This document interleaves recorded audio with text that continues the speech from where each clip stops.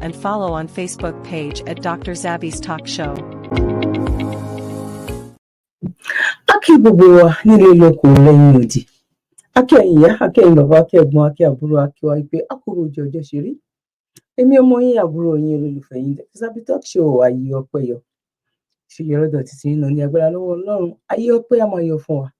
Lórí wa, lórí ọmọ, lórí ìdáwọ́lé wa lágbára lọ́wọ́ Ọlọ́run láyé ọpẹ́ á máa yọ. Akí gbogbo wa, gbogbo ẹ̀yin olólùfẹ́ tẹ́ máa ń bá wa pín ètò tẹ́ máa ń bá wa ṣe, tẹ́ máa ń bá wa fi comment sílẹ̀ mo mọ̀ lórí. God bless you, one love.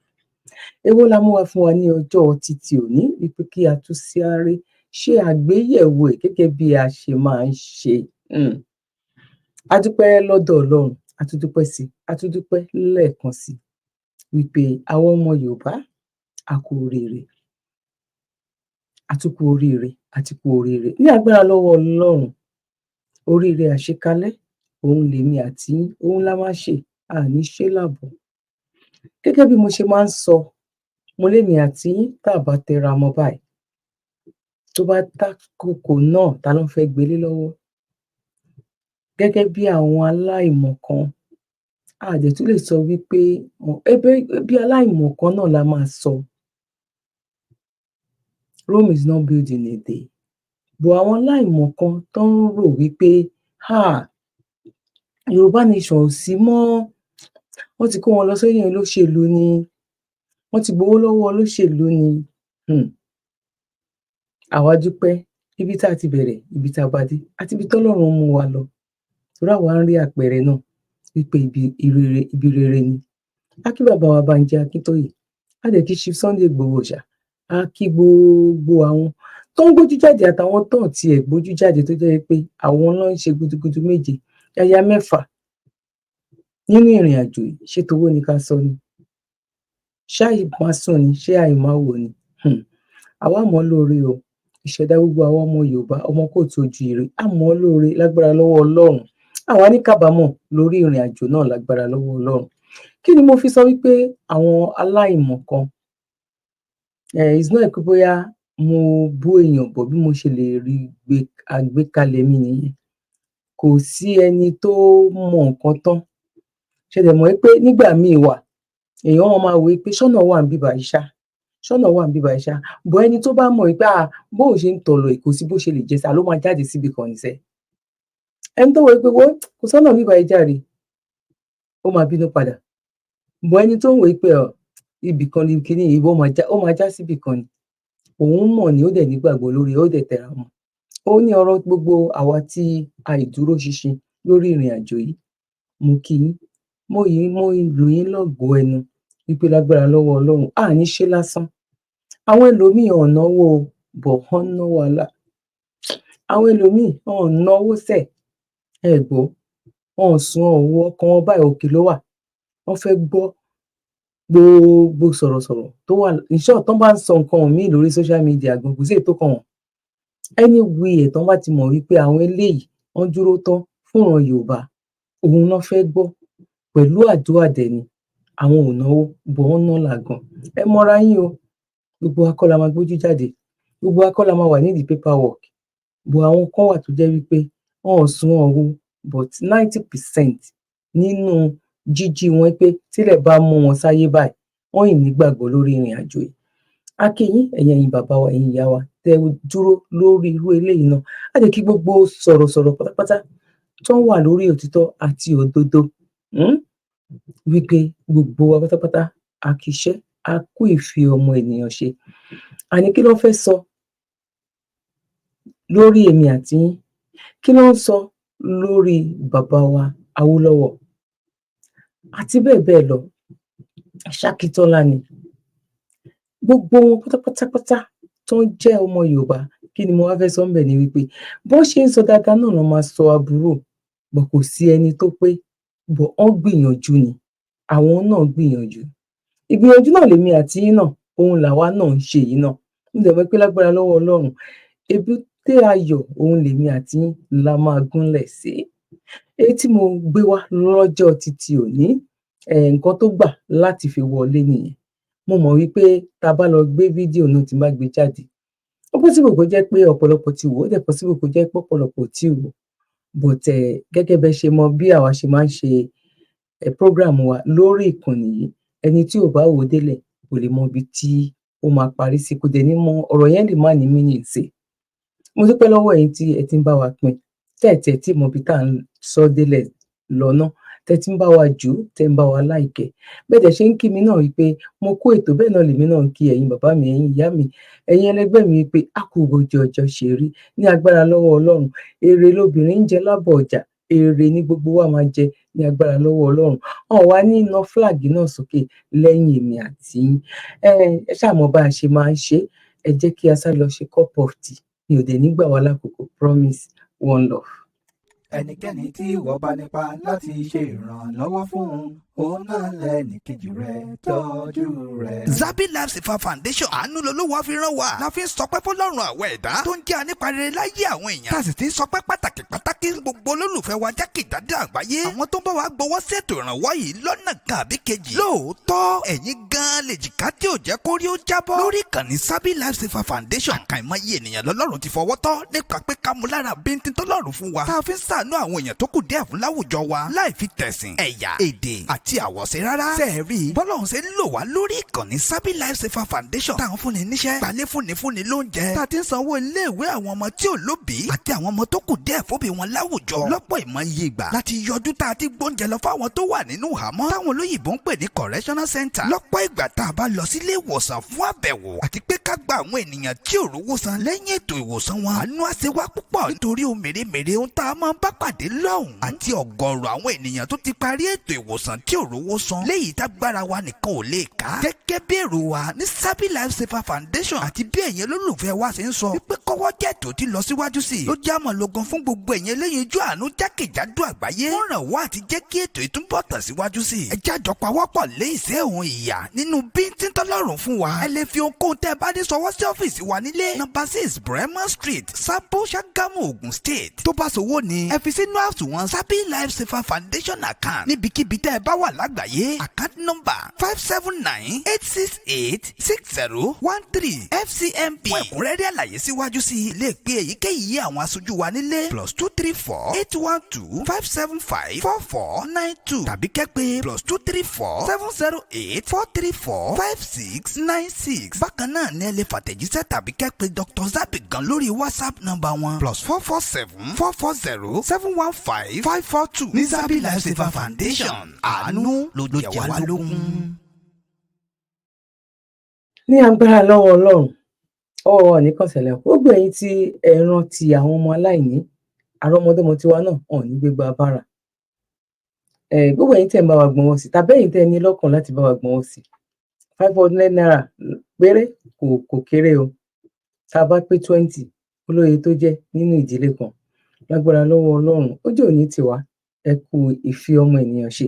Now, lórí ọ̀rọ̀ bàbá wa Bọ́lá Ahmed Tinubu àti gbogbo àwọn tó ń kú pátápátá, a ní àtọ́rí ìkan ṣe kan, aṣóhun ni ọba Ọlọ́run. Tá bá tiẹ̀ wá sọ pé òbí ló wà ńbẹ̀, ibo la mọ̀ tó máa já sí. Tá bá ní ọmọ Haúsá ló ń gbé fún, bó àsìkò tí bàbá wa yìí náà, bàbá wa Bọ́lá Ahmed Tinubu, tá à dẹ̀ bú ọba, tá à bú joyè, bí òun ṣe wípé ìtanijí wípé àkókò náà lélẹ̀, opportunity lélẹ̀ láti lè ṣe kí ni, láti lè jẹ́ kí iṣẹ́ náà kó perfect. Bàbá wa Professor Banji Akintoye, tá bá ń ṣe program gbà mí, táwọn ẹlòmíì bá ń kọ́mẹ̀ntì báyìí, kí ló ń ṣe látọjọ́ yìí, kí ló ń ṣe kinní kan, ẹ wo bọ́n ṣe ń sọ̀rọ̀, àgbà ò ní tán lórí ilẹ̀, àgbà ò ní tán lórí ilẹ̀, àgbà ò ní tán lórí ilẹ̀. Títóbi fún Ọlọ́run. Nǹkan tí mo mọ̀ ẹ mọ̀, nǹkan tẹ́yin náà mọ̀, èmi náà ò mọ̀, kò sẹ́ni tó gbọ́n tán. Wà á kí wọn. Ẹ rí pé ọ̀rọ̀ kíkí ni, a dúpẹ́ lọ́dọ̀ Ọlọ́run. Now, ibo ni kí a kọ́kọ́ gbà wọlé? Ẹ tiẹ̀ jẹ́ ká kọ́kọ́ gbọ́ nǹkan tí kẹ́ ẹ lè mọ̀ wípé etí bàbá wa ó ń kún, wọ́n dẹ̀ ń gbọ́ wa. Bó báwo ló ń ṣe fẹ́ bá wa perfect iṣẹ́ yìí? Òun ló kù báyìí. So that ìrìn ọdún méjì kò ní tọ́dún mẹ́fà, tá bá rẹ́ni wá support wa dáadáa níbi tá a bá dé yìí, gbogbo ọ̀nà tó bá máa gbé gbà tó bá máa fi jẹ́ ìrọ̀rùn a bẹ Ọlọ́run kó fún wọn ṣe. Ní agbára lọ́wọ́ Ọlọ́run, wọ́n máa tún gbé ọ̀rọ̀ àwa ọmọ Yorùbá, ọmọ kóòtù òjíire, Ọlọ́run á jẹ́ kán tún gbé yẹ̀wò ju báyìí lọ.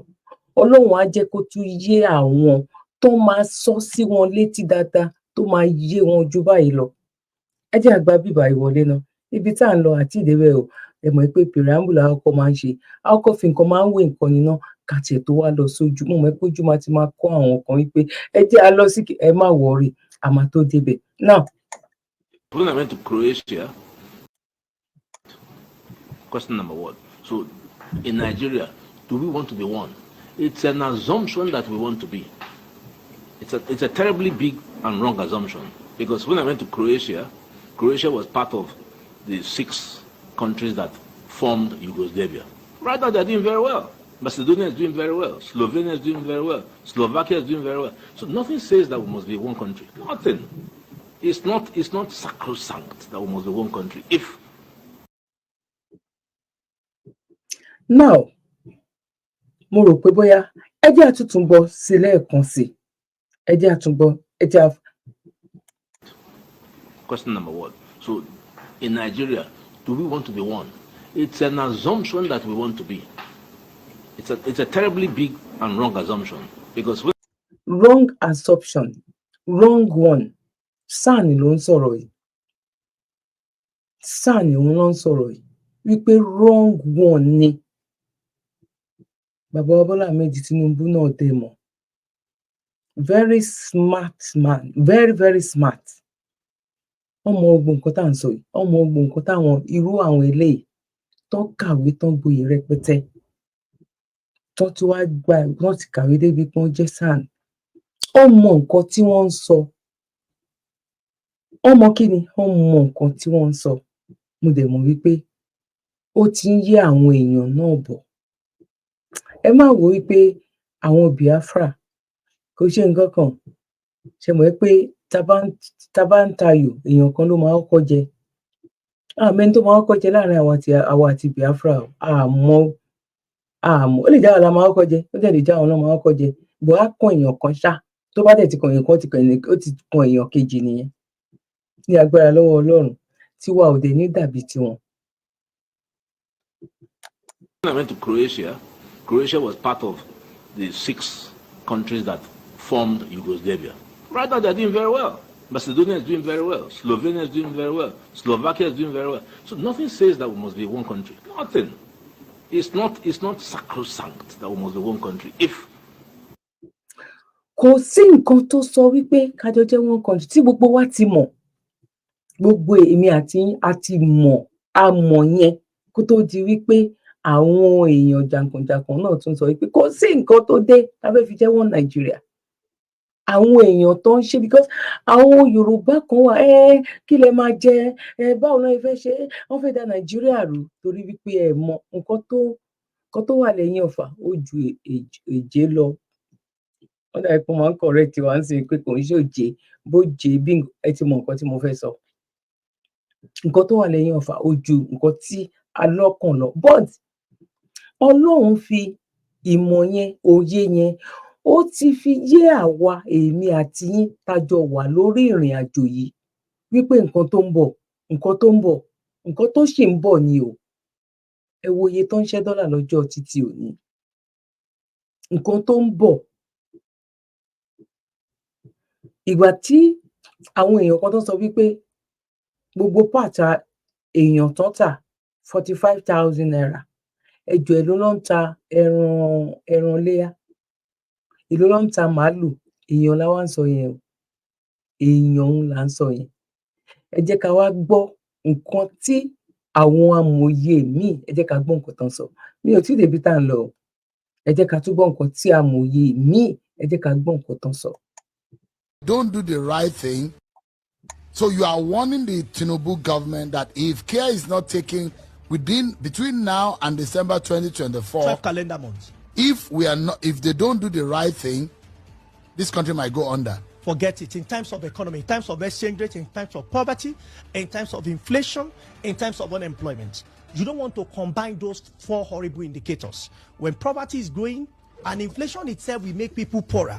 And when they are poorer and we are not doing enough, unemployment will grow. When all of this happen with poor exchange rates, it's like saying there is no need to dig the grave again, because under the ground is few, people can as well sleep and lose their life. We are below the water level already. Already. Everybody knows. Now, all economics know that we are below the water level. What we need now is support.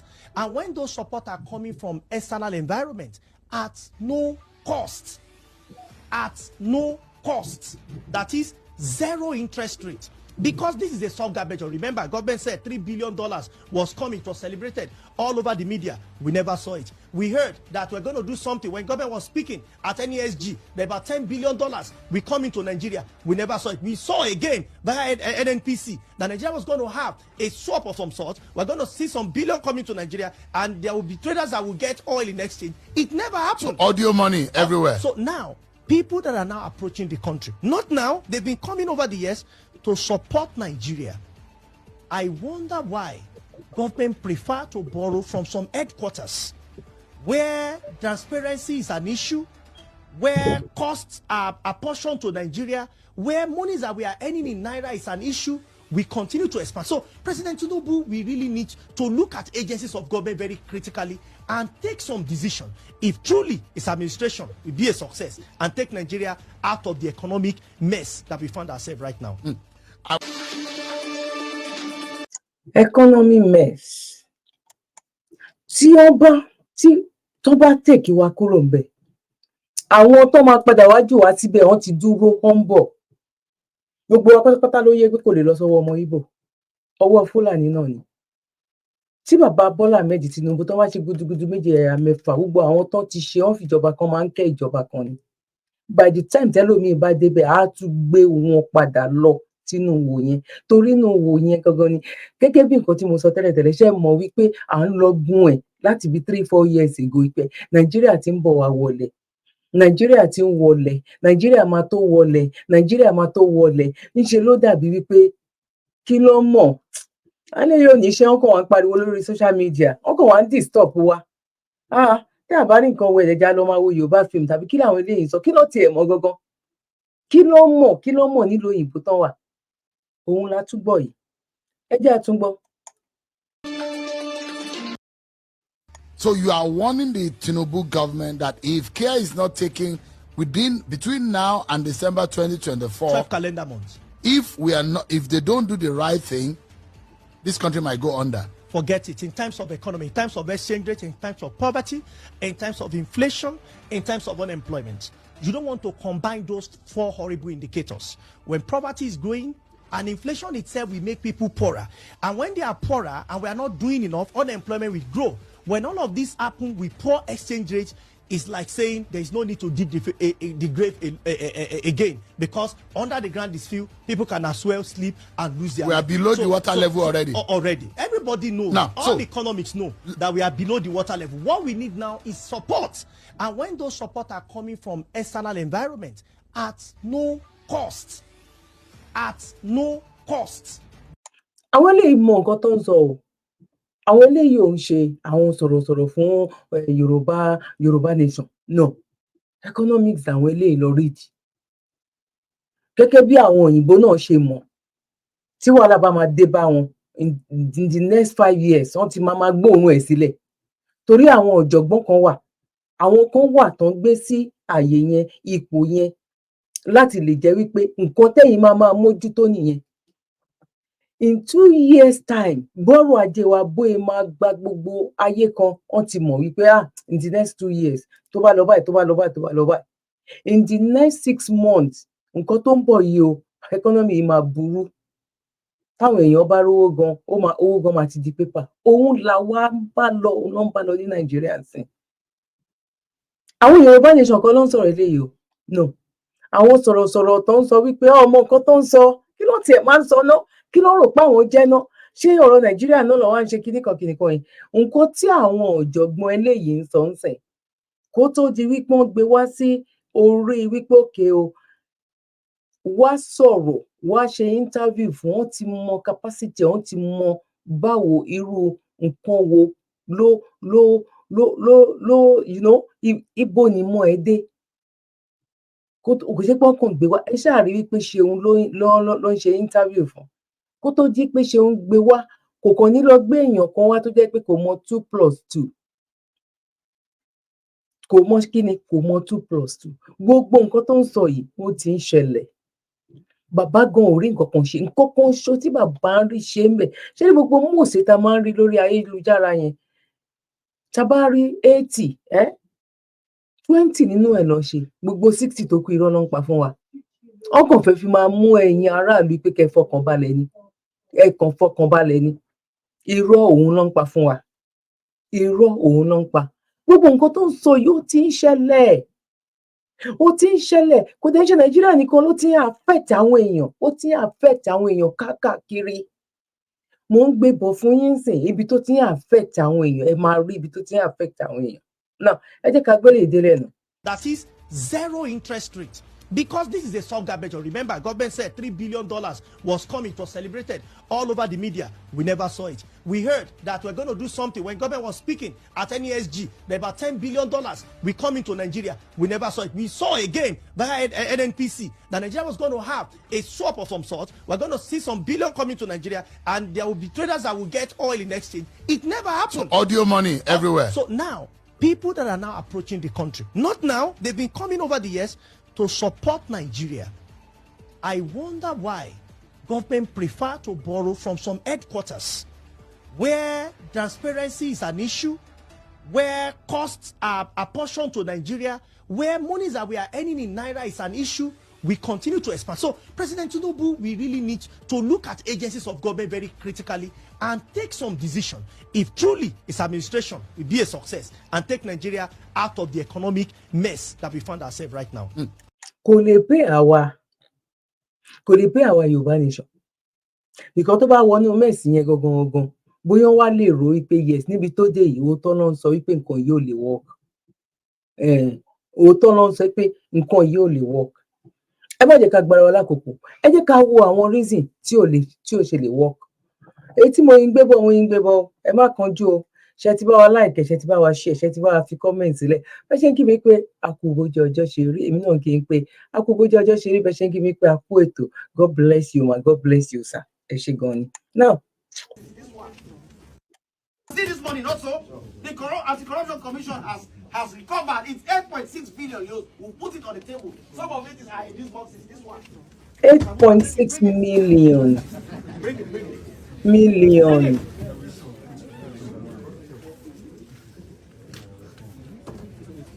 No, don't bring the box. Put it here. Put it.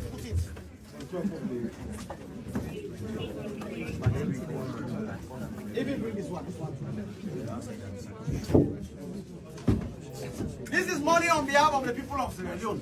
This one, we did not rely on anybody to recover it for us. We have recovered it and we are giving it back. This one, all of this one.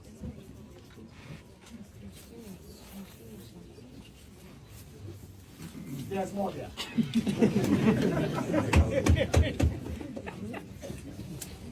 These are all money stolen in one case. And that brings me to the question of the lady who says it in respect. No, madam, I am telling you, believe it or not, this is just one case. One case, SLRA. And some staff of the Ministry of Finance, because let's make it clear, it's not the entire Ministry of Finance. Let's not go and say the Ministry of Finance is corrupt. No. Those gentlemen there, particularly Matthew Dingy and the minister, I believe them. They mean good for this country. They want this country to be run very well, and they are doing very well at their work. But there are very wicked people in the system. So this... And it's 8.6 billion euros. We'll put it... Ṣé rí gbogbo ẹ̀ pátápátá, ẹ wo owó. Wípé just one case lélẹ̀, that means àwọn case mi ṣe wà lẹ̀. At the end of the day, báwo ni irú owó báyìí ṣe jáde ní bank tó wá di nǹkan tó jẹ́ wípé wọ́n kó sórí table báyìí? Eléyìí ò ń ṣe pé bóyá transfer, kò ń ṣe orí wáyà kan ló gbàdé wáyà kan, card. Okay, at the end of the day, àlọ́ la máa rí àní rí àbọ̀. Àlépè kọ̀ kò lè work ó ti wọlẹ̀. Èpè kọ́ kò lè work ó ti wọlẹ̀. Gbogbo eléyìí ńsìn pẹ̀lú gbogbo ìhalẹ̀ yìí tá a rí yìí, tó bá jẹ́ àwọn ìlú tó jẹ́ pé wọ́n ní ìbẹ̀rù ènìyàn, wọ́n máa gbé jáde fún ẹ̀yin èèyàn yẹn pé okay o, ibi tá a bá kẹ̀sì yẹn dé leléyìí o, ibi tá a rí. Gbogbo àwọn eléyìí, owó tó ju eléyìí gan, wọ́n lè láwọn fẹ́ fún èèyàn kan tán máa fipá lẹ́nu mọ́. Ẹ jọ̀ọ́ ẹ lè bá wa type ẹ̀ síbẹ̀ bóyá ẹ ti rí 2, 3, 4, 5, 6 tó jẹ́ wípé wọ́n ti fún wa ní feedback. Owó yẹn rèé o, nǹkan tá a fi ṣe leléyìí. Owó yẹn leléyìí o, a wá fi lọ mú àwọn ibì kan tó jẹ́ pé garbage ló ń dà síbẹ̀. Ẹ mọ àwọn ilé ilẹ̀ yẹn tó fi máa ń àwọn tó máa ń ṣarin yẹn. Ibẹ̀ la wá lọ level, a wá ti sọ ibẹ̀ yẹn di ilé iṣẹ́ lórí owó yìí tó jẹ́ pé òun ni a gbà lọ́wọ́ lágbájá, tá gbà lọ́wọ́ tàmẹ̀dù. Ẹ jọ̀ọ́ ṣé ti gbọ́rú ẹ̀? Kódà gan kó jẹ́ button tó ń tò sínú aṣọ ni ìjọba ló sọ wípé okay o, òun ti ṣí company yẹn sí Ogun State o or sí Ọ̀yọ́ State o, nínú owó tá a rí gbà leléyìí, so that àwọn tó bá fẹ́ kọ́ṣẹ́ bóyá bọ́n ṣe ń ṣe iṣẹ́ máa wà now. Níwọ̀nba ni o, ìyẹn á tún fún àwọn kan níṣẹ́. Ìyẹn máa tún pèsè iṣẹ́ fún àwọn kan. Now, ẹ jẹ́ ká wo eléyìí. Etí mo gbé bọ̀ àti ìgbélé o. Your brain dey okay. Orí jábọ́ lójú èèyàn pẹ̀lú eléyìí. Màá wá padà wá gbé ètò similar sílẹ̀ tó ń ṣẹlẹ̀. Ṣẹlẹ̀ tó ń ṣẹlẹ̀ ní Nàìjíríà, ó ń ṣẹlẹ̀ sí àwọn ọmọ Nàìjíríà ní ìlú òyìnbó yàtọ̀ sí. Kí ni reason? Báwo ló ṣe ń ṣẹlẹ̀ sí wọn? Ọ̀nà wo ló máa ń gbà ṣẹlẹ̀ sí wọn? Nínú ọ̀pọ̀lọpọ̀ jápa tó jẹ́ wípé one way or the other, nísìnyí wọ́n pull ìwé wọn back because àwọn tó kó wọn wá tóun bá ríṣẹ́ pèsè fún wọn, kò yé yín sìn, wọ́n máa gba ìwé yẹn, wọ́n máa sọ pé àwọn fẹ́ gbé e lọlé, wọ́n máa kọ lẹ́tà sí ẹ. From there, ẹlòmíì máa tètè páàkì ẹrù ẹ̀. Ìyẹn ni tó bá léèyàn. Ẹni tí ò bá léèyàn, ẹ jẹ́ ká wo ibi tán máa ń end sí. Mò ń gbé bọ̀. In our condition. You be the graduate? Yes, NAPTEP. What do you? Architecture aspects. Yes, painting and decoration. Something. You be graduate? Yes, You be graduate? Like this? No, so na condition they make me do this one. Come again. Yes. If I get land? Yes. I can help you do the architecture and some buildings. You be graduate? Hey! So how long have you been doing this thing? Is it now 220? Hey! You have been doing this? Yes. What about your people, your parents? Your mama don't die? What about your dad? Baba, he don't leave me since, is it not 2003 or 2000? Do you stay alone? I stay with my brother. Your brother? Yeah. What kind of work your brother do? The one that helped me selling all these things. Okay, you are doing the same work? Yeah. But you are making 10,000 per day? If I see how, I'll be glad though. Just sometimes 1,000, sometimes 500, just to maintain the body. I want to do something now. I want to change all this thing for you. I want to barb your hair, your look, change your clothes for you. Today? Today? Amazing. Wonderful, bro. Can we do it? I will go inform my brother. Where your brother dey?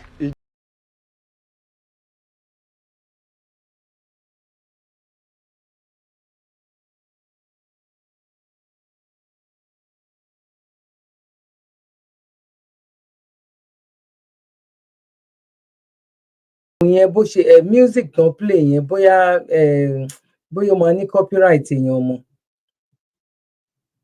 À ń rí nǹkan tó ń ṣe shopping fún ni.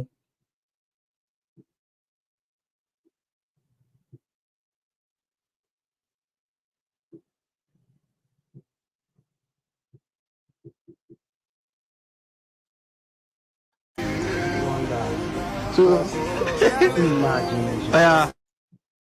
Torí music yẹn ni mo ṣe ń mute.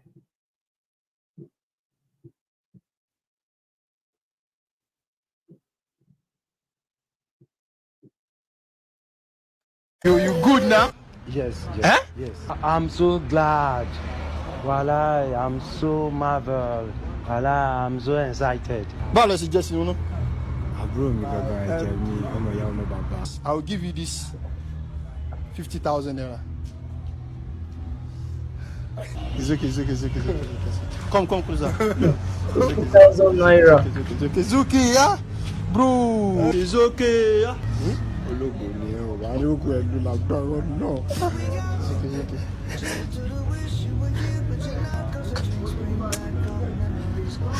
Ọ̀bọ ìkàwé and ẹ̀gbọ́n mi gan tún lé kó lọ́dọ̀ ẹ̀ mi torí kó ń ṣàlẹ̀ and mi ìbílẹ̀ kò tẹ pé èèyàn máa ríyàn nínú ilẹ̀ ṣiṣẹ́ àgbógbó bí tàwa yẹn ìjẹta náà sì lẹ̀kùn mọ́ lẹ́sẹ̀ bí tó ti ṣàlẹ̀ mo tún ẹ̀kọ́ rí jẹ̀ pé kó máa wọ̀ rí ọjọ́ kan wa máa jẹ́ yó mi tẹ̀ ìbílẹ̀ pé kó bá ilé ìṣẹ̀lẹ̀ bó ti lè rí wọ́n fún wọn.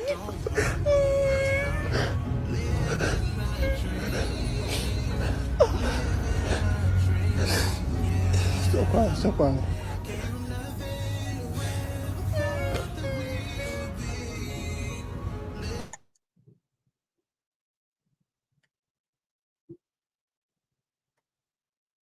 Thousand naira. Ìwọ ni kò gbà ìwọ ló ṣoríire. Can somebody take these pain?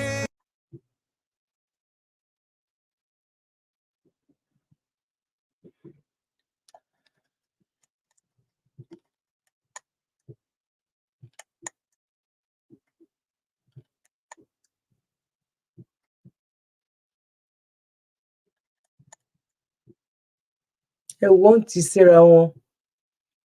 Ẹ̀gbọ́n ẹ̀ tó lọ pè ó ní òun ni kò gbà ó lóun ló ṣoríire 50,000 naira.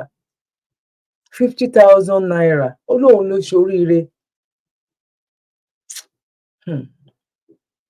Mo fìlẹ̀ mo mọ nǹkan tó ń sọ mo mọ nǹkan tó ń ṣẹlẹ̀ torí pé nínú foundation wa àwa náà ń rírú ẹ̀. Á kí gbogbo ẹ̀yin tí tẹ́ ń bá wa dá sí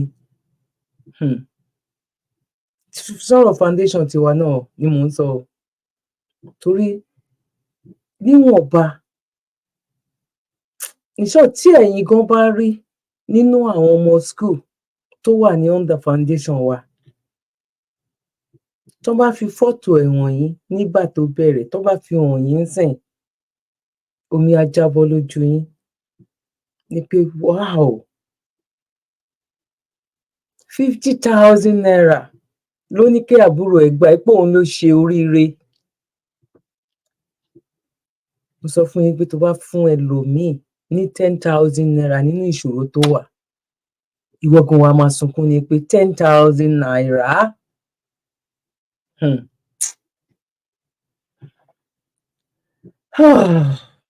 Ẹ wo bóyá ti síra wọn ìwọ ló ṣoríire 50,000 naira ìwọ ló ṣoríire. Ẹni tí mò ń tẹnu mọ́ a dúpẹ́ lọ́dọ̀ Ọlọ́run àwọn ọmọdọ́mọ wà ní gbígbà bára ní agbára lọ́wọ́ Ọlọ́run. Kẹ wá wo ibi tí Nàìjíríà báwo ni Nàìjíríà ṣe máa dá ta ló mọ orúkú tó pa àwọn parent wọn torí káwọn ẹni yìí má tún wá lọ jalè ẹ wo iṣẹ́ tó ń ṣe.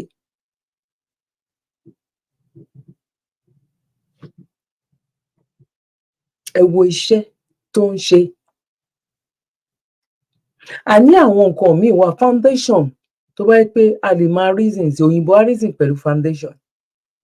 Kí ló mú yàn kí ló mú láti jalè kí ló mú láti ṣerú nǹkan báyìí in short kó jáná lásán gan when you understand me kó wá bá wọn máa fà á bóyá ó ti wọ́n ti rí pé wọ́n máa ń gbé wá sí court ó jáná ni ó ṣe kinní kan wọ́n lè wá wò ó pé òkè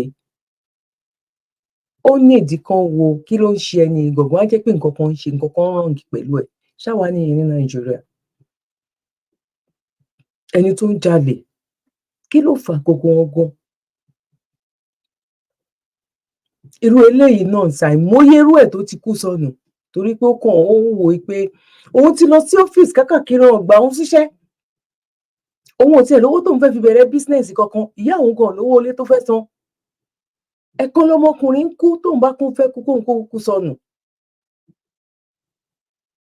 nàìjíríà ò lè wọ́ọ̀kì pé kọ́ mo mọ̀ pé láìpẹ́ láì jìnnà ilẹ̀kùn náà máa ti tó ṣí torí pé kí ni àwọn èèyàn tó wà lábẹ́lẹ̀ tó ń ṣiṣẹ́ yìí náà àwọn náà ò dákẹ́ bọ́n nǹkan tí pọ̀ tó ni bọ̀ wọ́n ń gbọ́ wa wọ́n dẹ̀ mọ̀ wípé a ṣì ń kanlẹ̀kùn yẹn.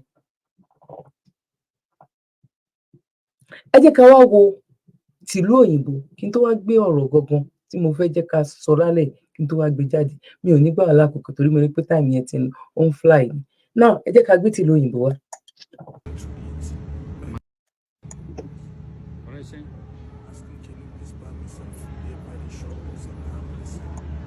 I must give you R1.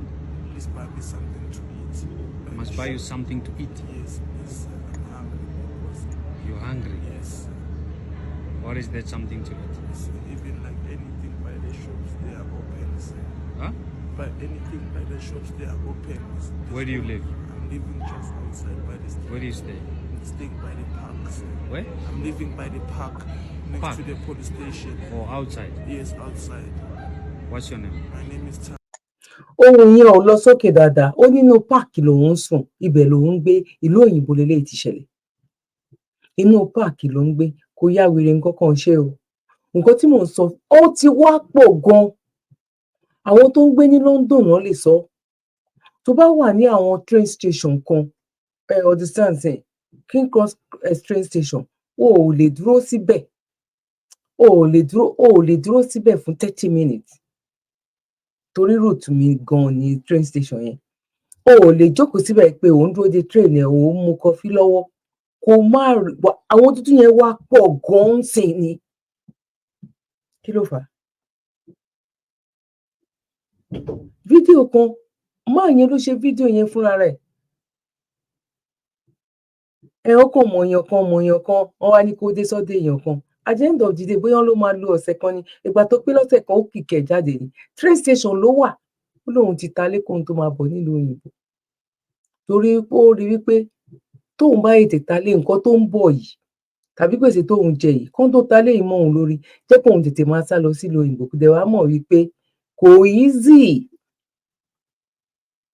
tó bá aráàlú òyìnbó tó ní pálí pupa kò easy tó ní resident kò easy tó fún ní 2 years gan kò easy nínú 80% wọn kò easy 20 ló jẹ́ pé bóyá ó rí gbà torí ọkọ tàbí ó rí gbà torí ìyàwó tí ò mọ wàhálà ẹ̀ tàbí tó sọ pé òun wá kàwé from there tó dẹ̀ wá sáré tó wá rí 5 years from there kò mọ iyì tó jẹ́ pé àwọn ẹlòmíín wà nínú ìlú òyìnbó after 20 years náà tó gbàwé ẹlòmíín wà ìyá ẹ̀ kú bàbá ẹ̀ kú kò rí Nàìjíríà lọ but àwọn tó wà ní Nàìjíríà wọn kò yé wọn àti wípé àtún lè dá wọn lẹ́bi wọn rò wípé àwọn máa rí better life gbà èmi mọ fámìlì tán talé tán tọ̀nà ó mú ìyàwó wá ó mú ọmọ ó kó gbogbo wọn ó débi tán báyìí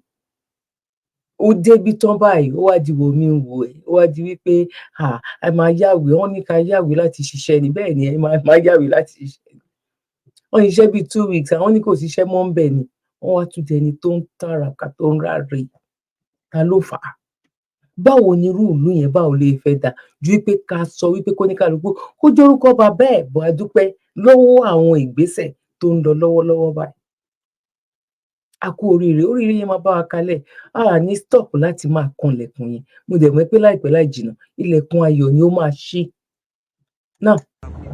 Tabo, where do I find you? Sir? Where do I find you tomorrow? Tomorrow? Yeah. Always yes. You always yes? Yes.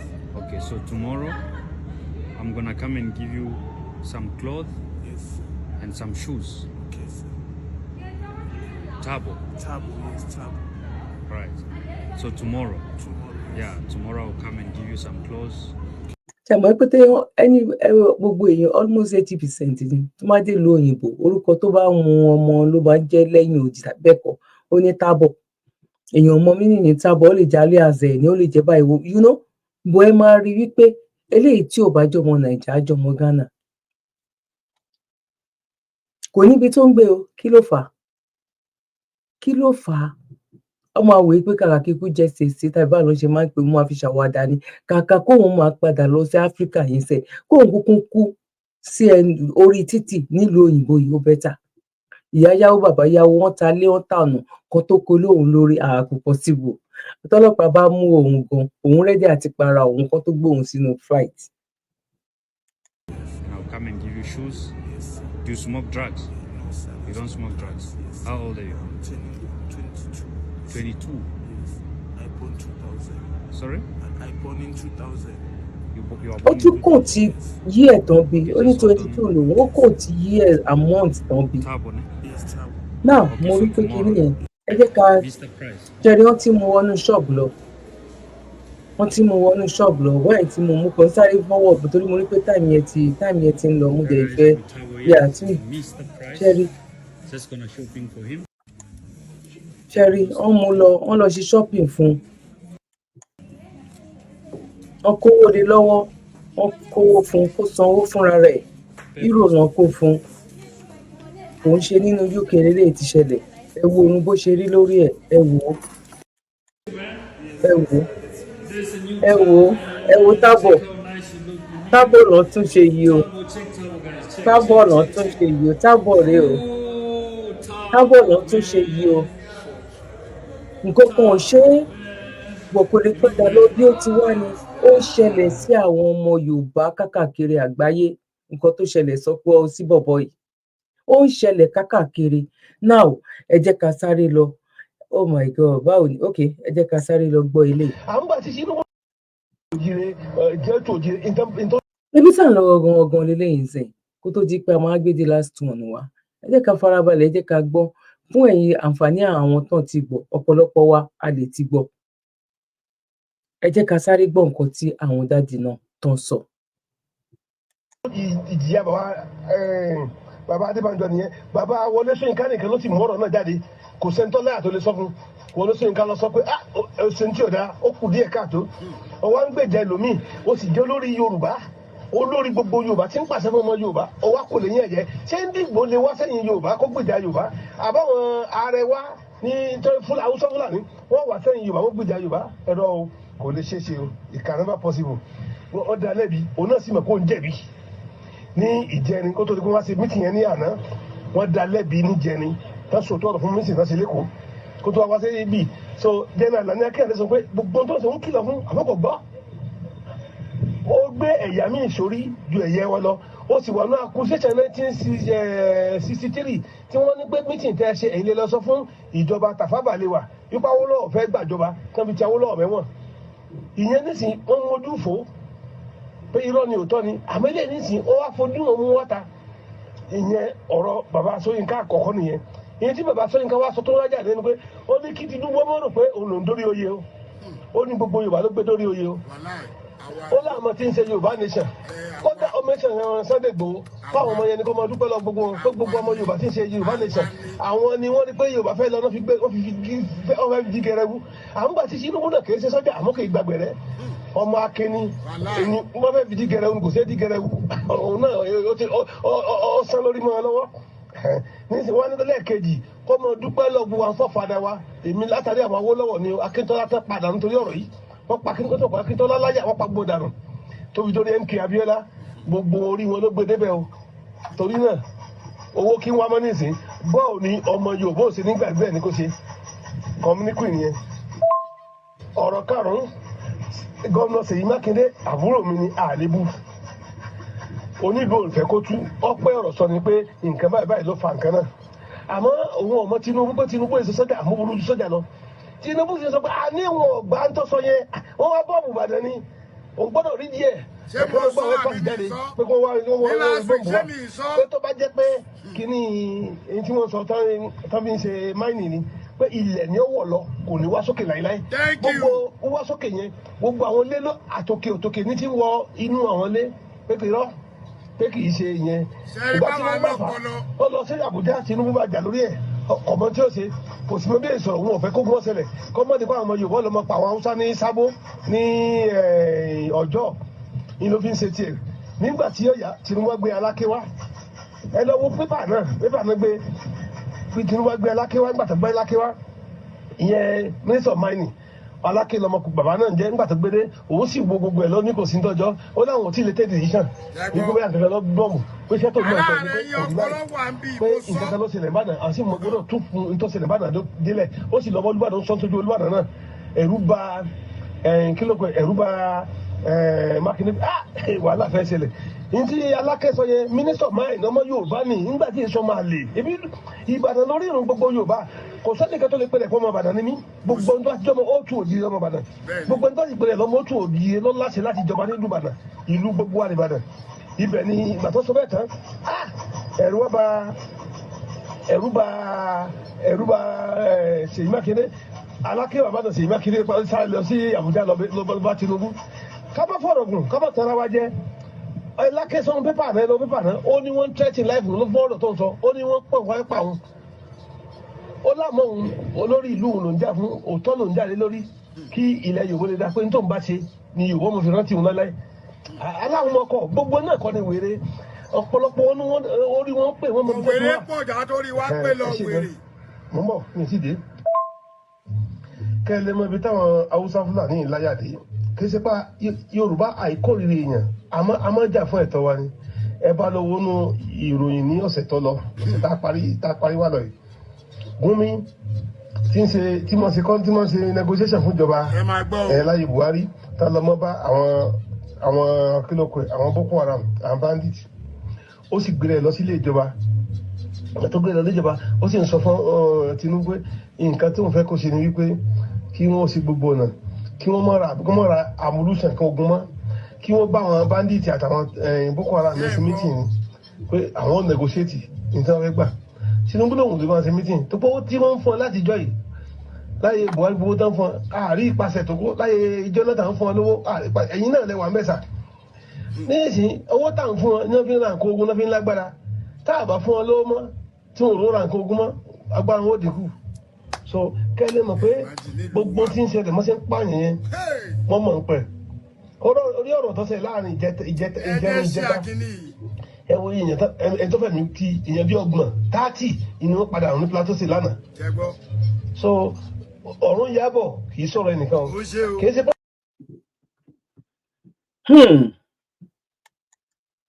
a kí bàbá wa ààrẹ Almọ̀rú fún ẹni tó sẹ̀ǹdì kíní ọ́díò yẹn tó sẹ̀ǹdì ẹ̀ sí wọn ẹ̀yin ọmọ Yorùbá kú oríire ṣẹ́yìn náà gbọ́ wọn ni ìwọ máa rò pé wọ́n ló débi tó dé o àwọn tó ń pariwo Yorùbá nation kí làwa náà ń sọ tẹ́lẹ̀tẹ́lẹ̀ kí là ń sọ tẹ́lẹ̀tẹ́lẹ̀ wípé tíkẹ́ẹ̀tì tán padà mú fún bàbá ṣagídí bọ̀ 80% nínú ọmọ ìpè níbi tọ́rọ̀ ìdè táwọn ò bá fún ní nǹkan yìí ìyẹn la wá fi ń bẹ bàbá ń sìn kó má gbàgbé torí gbogbo nǹkan tó ń ṣe tí wọn ò bá ṣe ẹ̀tọ́ ọmọ Yorùbá kó fún kán tó kúrò ń bẹ̀ yẹn gbogbo ẹ̀ pátápátá ló máa bàjẹ́ ìpè kọ́ o ẹ gbọ́ ṣépè ni mo ṣe tàbí ó jọ ìpè nù ìpè kọ́ mo kàn fi ṣàlàyé ni gbogbo ẹ̀ ló máa bàjẹ́ ó máa bàjẹ́ pẹ̀lú gbogbo nǹkan táwọn àgbàlagbà Yorùbá náà tó ti ń dìde ń sìn tó ń ríbi tí ọ̀rọ̀ yìí ń lọ ẹ má sùn àsìkò ti tó bàbá wa ṣe Sunday Igboho a kí wọn kú oríire ṣé mo pé ìyẹn ni mo kọ́kọ́ fi wọlé wípé mo kí bàbá wa Professor Banji Akintoye mo kí gbogbo àwọn tó rọ̀gbà yí wọn ká mo kí gbogbo àwọn tó gbà fún wọn alórúkọ wa èmi àti yín bàbá mi àti ìyá mi tẹ́ ń gbọ́ wa yìí torí ẹ̀yin náà máa sọ fáwọn ọmọ yín wípé kọ́lọ́run fún wa lẹ́mìí gígùn àti àlàáfíà àwa náà pẹ́ láwọn tó ń gbégbésẹ̀ yìí èmi náà kì í sún mi ń wò mo tiẹ̀ fẹ́ràn lady dúdú kan báyìí Dr. Zabi ìyá Ìjẹ̀bú mo máa ń wo program ẹ̀ gbogbo ìgbà àwọn Yorùbá World Media gbogbo àwọn sọ̀rọ̀sọ̀rọ̀ lọ́wọ́lọ́wọ́ máa sọ history tó dáa fún àwọn ìran wa torí pé a dúró tán tí ò bá sẹ́mi kò sẹ́yìn bí ò sẹ́yìn kò sẹ́mi mo kí yín mo mọ̀ lóore wípé ẹ rí wa wípé à ń sọ̀rọ̀ a kí àwọn ẹgbẹ́ World Media náà lápapọ̀ àti gbogbo àwọn sọ̀rọ̀sọ̀rọ̀ pátápátá gbogbo àwọn tó ìdí nǹkan yìí mú òun làwọn àgbààgbà tó ìkù nílẹ̀ Yorùbá tó ń sọ yẹn. Ṣebí bàbá náà jáde, bàbá Akíntóyè náà jáde ìgbà tó ṣẹlẹ̀. A gbé bàbá wá sórí world media. Bàbá náà sọ wípé no, ẹ má sọ wípé nǹkan kan. Bàbá dèrè ọyìn ṣe investigation lọ lórí nǹkan yẹn. Bàbá gan ti dá padà. Tẹ́ bá wo ẹni tó bá wo program tí bàbá jáde wá sọ níbi 10 days ago, bóyá bíi 3-4 days, torí bàbá wọn tètè jáde. Àwọn náà ń gba gbogbo research, gbogbo wọ́n ní bí ọlọ́ra gbọ́rọ̀ lọ́ra láti fèsì. Ìgbà tí bàbá rí tán wípé Tinubu gan ti sọ gbogbo nǹkan tó sọ yìí ńgbà yẹn gan, ni bàbá nínà ọmọ mi a fẹ́ràn ẹ, but nǹkan tó sọ yẹn kò rí bẹ́ẹ̀, bọ́ǹbù ni. Òun ní bàbá Bọ́lá Ahmed Tinubu náà sọ pé Ṣèyí Mákindé dá padà, nǹkan tó sọ yẹn kò rí bẹ́ẹ̀. Ó mọ̀ lọ àtàkì ibẹ̀ yẹn ni orísun bàbá wa Awólọ́wọ̀. As in orísun tí mo mí kan ṣe ibi tán ti bí wọn, bọ̀ ibi tán ti dìde estate tán kọ́ ní nìbàdàn nìyẹn. Gbogbo everything nípa àwa Yorùbá náà ṣàfẹ́ wá by one way or the other láti pa gbogbo ẹ̀ràn. Òun là ń sọ yìí pé tí ẹ bá ṣe nǹkan tó yẹ kẹ́ ẹ ṣe, ọmọ Yorùbá ò lè, kò ṣàdúrà kankan. Gbogbo nǹkan tẹ́ bá dẹ̀ lè filẹ̀ sí Nàìjíríà ó máa túbọ̀ bàjẹ́ ju bẹ́ẹ̀ lọ ni. Torí ẹ̀ a dúpẹ́ lọ́wọ́ àwọn àgbàlagbà tó tiẹ̀ lè dìde ńsìn tó ń sọ̀rọ̀ sókè. Ànílẹ̀kùn yìí sẹ́ ó máa tó ṣí lágbára lọ́wọ́ Ọlọ́run. Ẹ má ní kó máa lè, ẹ jẹ́ kó máa lè lọ báyìí, by the time tó bá bẹ̀rẹ̀ sí ní ra 1 litre of petrol tó ti ń rà ní 2005. Yes, we are now talking. Kó máa lọ bẹ́ẹ̀, kó máa gbóná, kó máa yọ orúkú láàrin wọn bẹ́ẹ̀, kó máa rojú tu ẹ̀. Àdúrà tàwa nìyẹn, so that oníkálukú á lè mọ̀ wípé okay, àsìkò tí mo wà ń bẹ̀ yìí mo rí wípé kíní yìí tí òfìfo lẹ́gbẹ́ fún mi níbi tó wà yìí, mi ò ní fìran mi ò ní fi wọn. Ẹ bọ́ bí ibo lẹ ṣiṣẹ́ dé. Tó bá jẹ́ lábẹ́lẹ̀ ni bàbá mọ àwọn tán lè pé ó lè gbogbo aṣọ kọ́là ń sá sóòrùn òun lọ̀rọ̀ yìí. Bọ̀ mo mọ̀ pé lágbára lọ́wọ́ Ọlọ́run, ẹ bá mi táìpẹ̀ síbẹ̀ pé ìyanu á ṣẹlẹ̀. Àní lágbára lọ́wọ́ Ọlọ́run sẹ́ láìpẹ́ láì jìnnà ìyanu á ṣẹlẹ̀. Àwọn kan ti rẹ̀wẹ̀sì, mí ìdẹ dáwọn èèyàn púpọ̀ lẹ́bi tí ò bá jẹ́ni tó dé tó wá bẹ̀rẹ̀ sí ní parọ́ fún wa, tó ń dà wá láàmú. Gbogbo ó léwé kan ò lè jábọ́ lára igi k'Ọlọ́run má mọ̀ nípa ẹ̀. Ọlọ́run ti mọ gbogbo ẹ̀ bó ṣe máa rí. Bóyá tóun ò bá dé wá forúkọ Ọlọ́run máa parọ́ fún wa, bóyá òun bá tún worst jù báyìí lọ. Bọ̀ a dúpẹ́ lọ́wọ́ Ọlọ́run, a tún dúpẹ́ lọ́wọ́ àwọn ènìyàn náà. Ẹnu ọpẹ́ wa ò dẹ̀ nìkan lágbára lọ́wọ́ Ọlọ́run. Ẹ bá mi táìpà mi síbẹ̀. Bóyá máa rí nìyẹn, ẹnu ọpẹ́ wa kò ní kan lágbára lọ́wọ́ Ọlọ́run. Láìpẹ́ láì jìnnà a máa jọ gbégbá ọpẹ́ ni. Congratulations to Chief Sunday Igboho. Congratulations to bàbá wa Akíntóyè àti gbogbo sọ̀rọ̀sọ̀rọ̀ pátápátá àti gbogbo ẹ̀yin tẹ́ wà nílé tó jẹ́ pé àdúrà lẹ́yìn fi ń jagun. Mo kí yín, àmọ́ lóore lágbára lọ́wọ́ Ọlọ́run. Àní ṣe lásán lágbára lọ́wọ́ Ọlọ́run. Ọlọ́run á wo ìyà tán fi ń jẹ àwọn tí ìyà ò tọ́ sí. Ọlọ́run á wo ọlá àwọn tó ń kú láì má tí tó time tó yẹ kán kú. Ọlọ́run á wo ọlá wípé àwọn ọ̀pọ̀lọpọ̀ ọmọ Nàìjíríà ló deserve wípé kán tiẹ̀ gba 5,000 naira as a benefit lóṣù tó ọ̀dẹ̀ rí gbà, tó jẹ́ wípé 2,000 naira ó dẹ̀ mú ẹ̀mí lọ sọ́run. Ọlọ́run á wo ọlá yẹn sẹ́, ọ̀hún ní rí ìlú yẹn, ọ̀hún lè rí tò.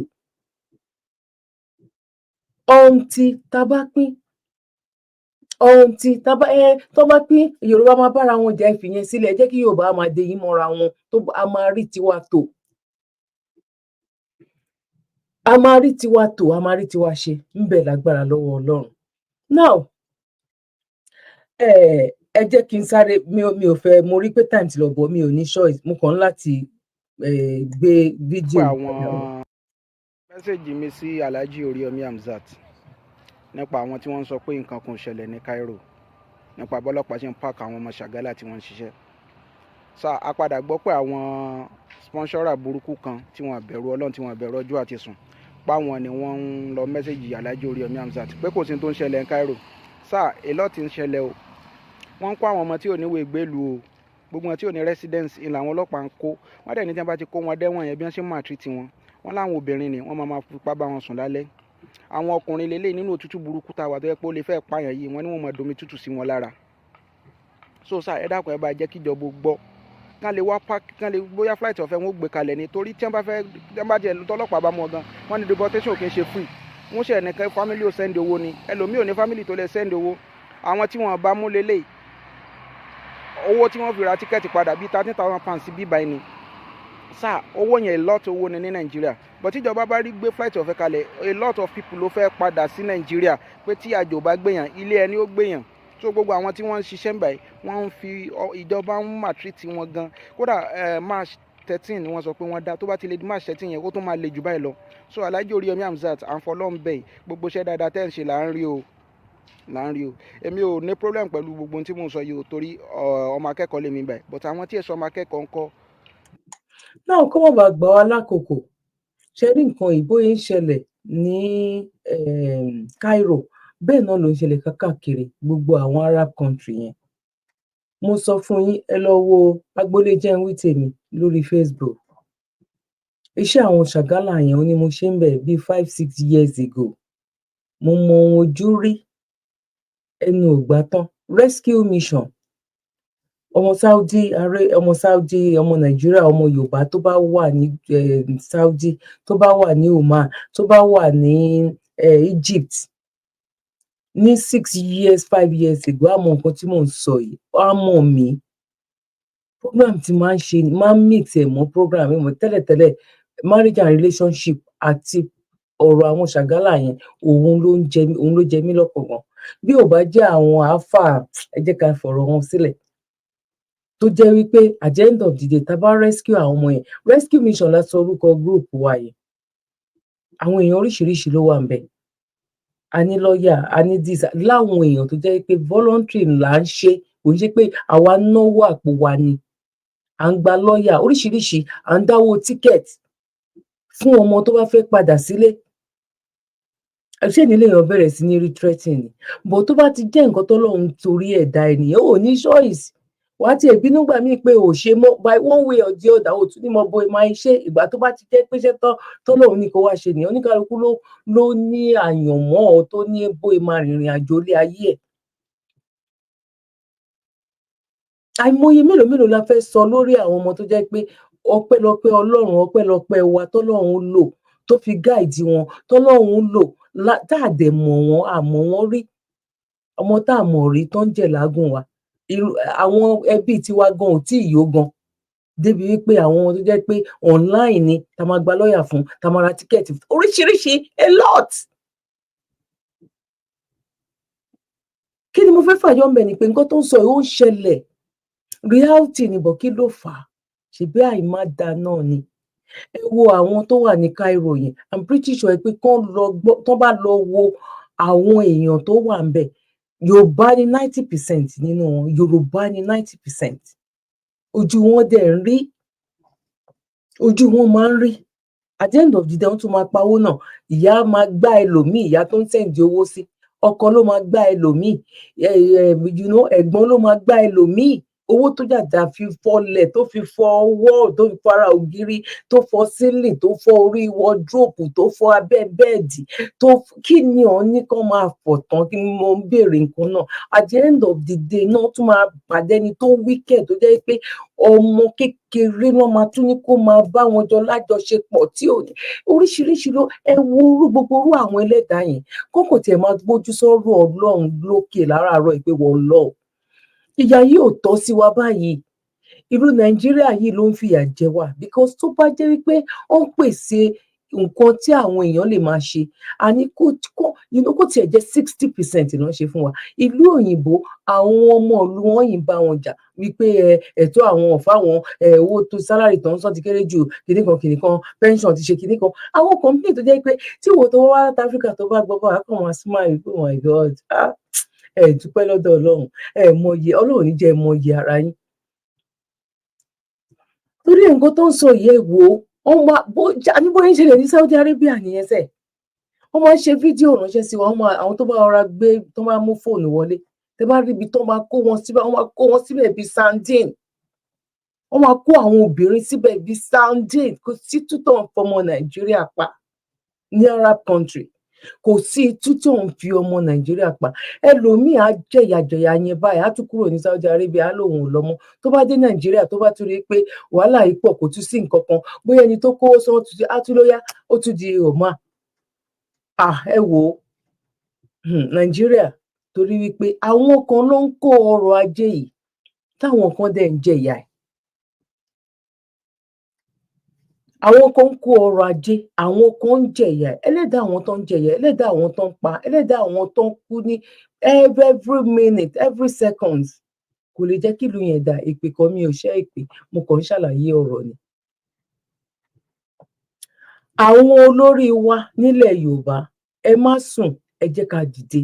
Ẹ dìde, ẹ kún àwọn ọmọ yín, ẹ kún wa lọ́wọ́, ẹ kún wa lọ́wọ́. Bẹ́ẹ̀ lè gbójú jáde, ẹ mọ gbogbo ọ̀nà ibi tẹ́yìn náà lè gbà láti fi kún wa lọ́wọ́.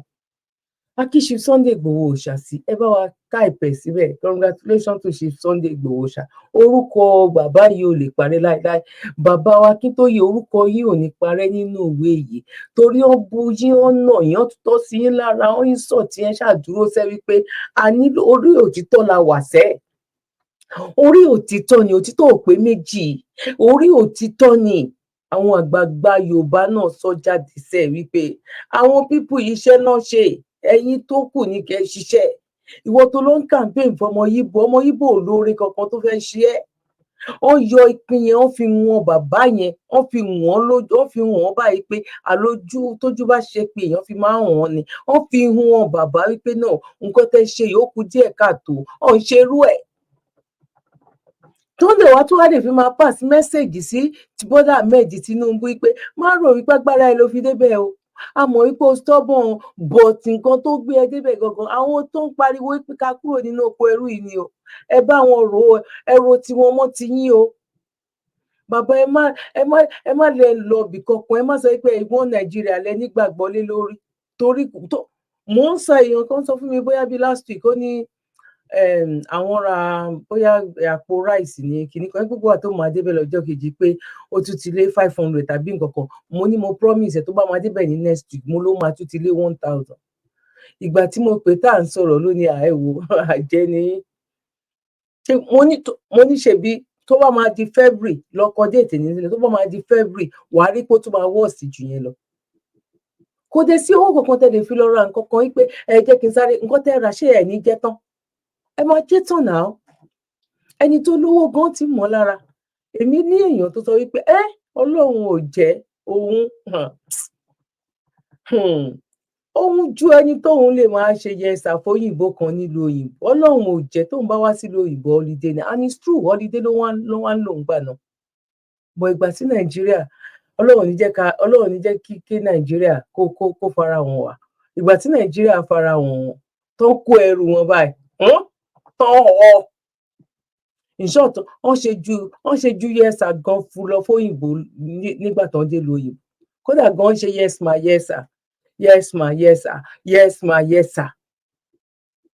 Ẹni tó jẹ́ pé tó bá wọ báǹkì báyìí, tó bá jẹ́ 20 million ni àwọn bank manager mọ́ dẹ̀ mọ́ pé business mi kò fẹ́ sọ bóyá ọkùnrin tàbí obìnrin ni. Torí mi mọ̀ bóyá wọ́n máa wo program, wọ́n máa lọ ní Àníkẹ́ ọ̀rọ̀ mi ló lọ fi ṣe program. Ẹni tó jẹ́ pé tó bá wọnú báǹkì báyìí, tó bá lọ ní ìdí nǹkan kan báyìí, tí ó bá ti jẹ́ ní true wọn ló máa fi, wọ́n wá ti mú ẹ débẹ̀ báyìí, wọ́n máa kà á fún ẹni tó rán mọ̀ wípé kò. Bọ́ ìgbà tí business yìí tó dojúrú, tí gbogbo ẹ̀ tí Nàìjíríà tó ṣẹlẹ̀ sí wọn, Ọlọ́run ní jẹ́ kí Nàìjíríà ṣẹlẹ̀ sí èmi àti yín. Ó dẹ̀ ń ṣẹlẹ̀ sáwọn èèyàn lọ́wọ́lọ́wọ́ bá ṣe ń sọ yìí ní ojoojúmọ́, torí nǹkan worst sí ni. Bọ́ Ọlọ́run ti fi wọn àwa kan, àwa ìránṣẹ́, àwa òjíṣẹ́ tó gbé dìde. A ti ń pariwo yẹn láti bóyá bíi 3-4 years ta ti ń sọ, ta ti ń gbẹnu Ọlọ́run sàsọtẹ́lẹ̀ wípé nǹkan tó ń bọ̀ ẹni ìgbà Buhari ó ṣe ṣùgbọ́n tí ń fi ìgbà Buhari sọ pé ìgbà Buhari gan ò le tó yìí, ìgbà Buhari gan ò le tó yìí. Ẹ wo